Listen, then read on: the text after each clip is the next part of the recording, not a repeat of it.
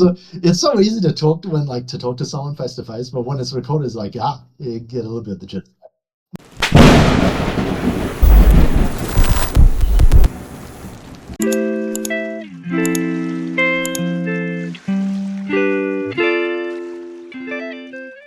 So my name is Charles Lind. I will be running the workshop on the 1st of March.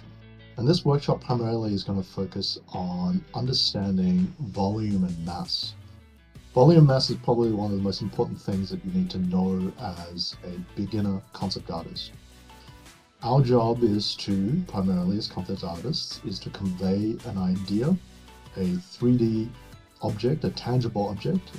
We're trying to express that in a 2D image. And that's really hard to do because you're trying to show someone something 3D, but it's 2D. So our understanding of volume and mass has to be on point.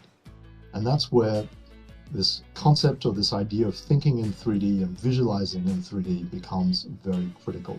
This is not to say that we're going to be using 3D programs or anything like that, but rather it's about creating these neurons or this connective tissue on our minds that when we think about an idea that we have, that we're thinking about it in 3D, something that we can turn around, something that we can pick up, right, and play with.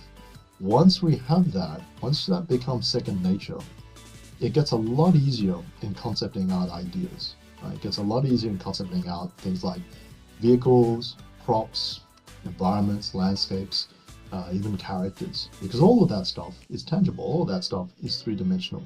And so it's very important that we understand that.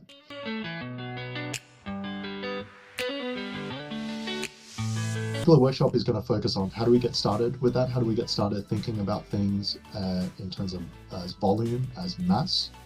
We're also going to be looking at how do we break things down into proportions, how do we balance the density of our work so that things don't become too boring or things don't become overly complicated.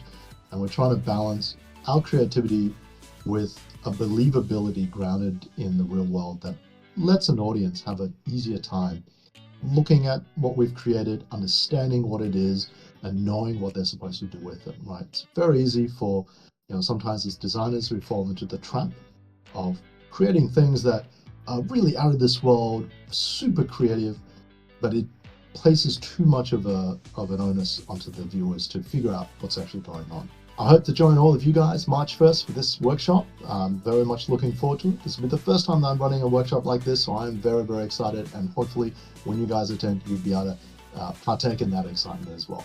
Right.